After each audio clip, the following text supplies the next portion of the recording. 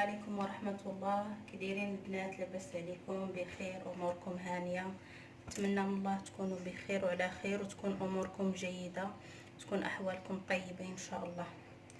اليوم غادي نحضر معكم واحد العصير اللي بكيلو ديال الليمون كنحضروا 6 لتر العصير. اهم شيء في هذا العصير انه ما كتجيش فيه المروره، وإلا جربتوه ان شاء الله غيعجبكم. تستغناو على العصائر اللي كناخذوا دوك اللي كيكونوا جاهزين ديال المحلات.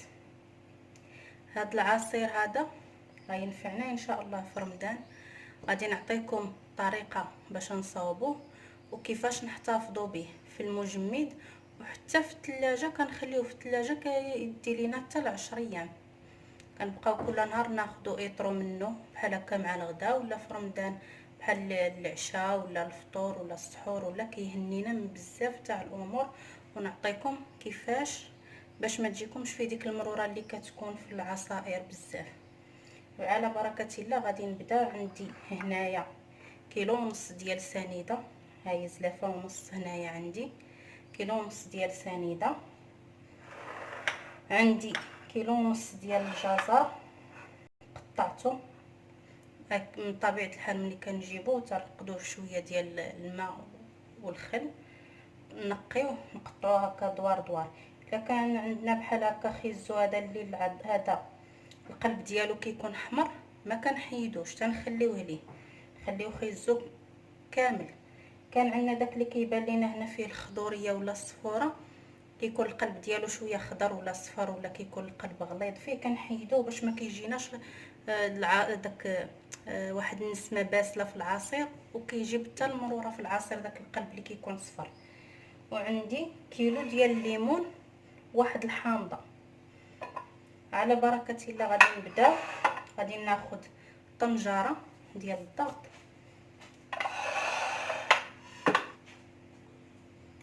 نجيب الطنجره بحال هكا. غادي ندير فيها هنايا كيلو ونص ديال الخيزو، غنديرو كامل. راه كيخرج لينا كميه كبيره نحتفظوا بها حتى في المجمد الا بغينا. نديرو بدوك البلاستيكات ديال الفريغو كنحتفظوا به. كندير هنايا سنيده، كلشي نديروه معاه من الاول. هاد العصير راه زوين، عرفتي انا راه كنديروه شحال من عام، هادي راه تقريبا شي 8 سنين هادي، وانا ديما في رمضان راه ما كيخطاش. بحال درتي عصير اخر في الفطور، هذا تتخليه كيهنيك. كنحتاجو حنا العصير بزاف في رمضان، كيهنيك من داك العصير اللي كديري مع العشاء ولا السحور. ولا كناخذ الليمون. الليمون غادي ناخذ ليمونه وحامضه، غادي نقيهم،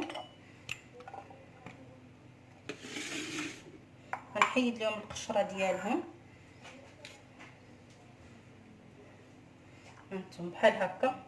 والسر باش ما يجيناش العصير مار، اي عصير بغينا نديرو فيه هكا ليمونه كامله، ولا كاين بعض العصير كنديرو هكا داك الكيلو الليمون كامل بالقشور، ولا راه الا درنا الليمونه كامله راه تيجينا العصير مار، تيجلس عندنا واحد شويه في الثلاجه كيمرر.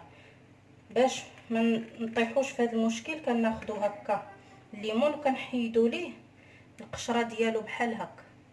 كنحيدو القشره هاد الحمراء الفوقانيه، وهاد القشره البيضاء هادي ما نوصلوهاش، غنمشي مع الليمونه كامله بحال هكا. نحيد ليها ان شاء الله القشره ديالها بحال هكا، ونحط مع خيزو بحال هكا حتى نكملها. وندير تاني نفس الشيء للحامضه، حتى هي نحيد لها كامله القشره ديالها هاد الفوقانيه الرقيقه صافي، ونحتفظ بها. من بعد ملي غادي نديرو قشوره الحامض والقشوره الليمون، غنزيد هنا 2 اطرو ديال الماء. في الكوكوط غادي نزيد 2 اطرو ديال الماء. نحاولوا معاه ما نقيسوش هاد القشره هادي البيضاء هادي، راه هي اللي كتعطينا المروره اكثر من العظم، ويجينا العصير مار دغيا دغيا يخسر لينا في، واخا نديروه في الثلاجه دغيا كيخسر. هانتوما بحال هكا.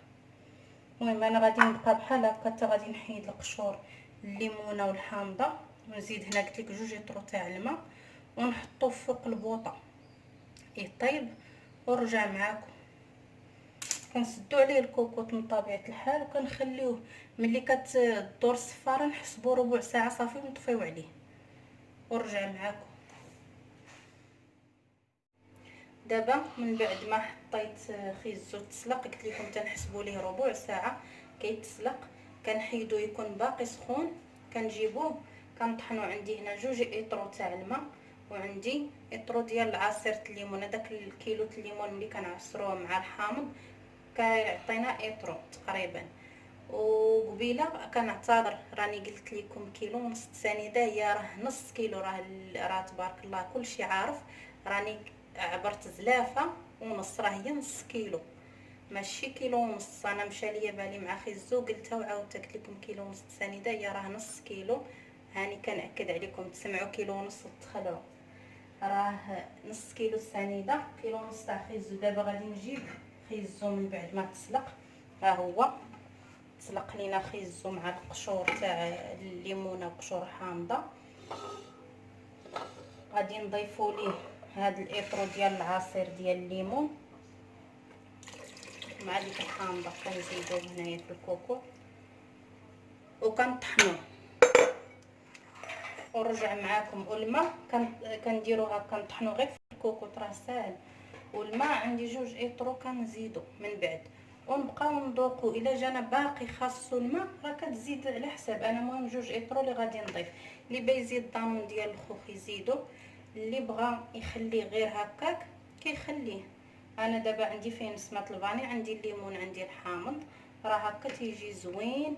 وكنحتفظوا به في الثلاجه ونخليوه وقت ما بغينا نزيدو فيه البنان التفاح اللي بغينا نزيدو راه كنزيدو معاه.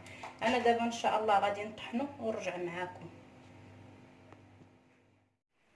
دابا البنات من بعد ملي طحنت العصير كي قلت لكم كنزيدو داك الاطرو تاع الليمون تنطحنو، وكنبقى نزيد ديك 2 اطرو تاع الماء وكنذوق على حسب الذوق. السكر اللي كيبغي الحلاوه بزاف راه يزيد، كيبغي هذا راه عادي كيجي هو هذاك السكر. اللي كيبغي ينقص ثاني بزاف ينقص. انا دابا طحنت العصير كي كتشوفوا راه خرج ليا هنا عندي 5 اطرو، وهنايا راه اطرو عندي انا. هاد الكيسان شوفوا راه كبارين، كل كاس راه كيهز ليا نص اطرو. هادو قسمت اطرو ما بين هادو. اللي بغى واحد ضانون تاع الخوخ يزيدو انا ما درتوش، ولكن اللي بغاه يزيد واحد ضانون ديال الخوخ. الا بغيتي راه كتزيدي تطحنيه معاه، ما بغيتيش كتخليه هكاك. وهانتوما شوفوا راه كيجي القوام ديالو زوين، ما كيجيش جاري بزاف. هانتوما نوريكم، شوفوا تيجي زوين وخاتر ولذيذ في نفس الوقت.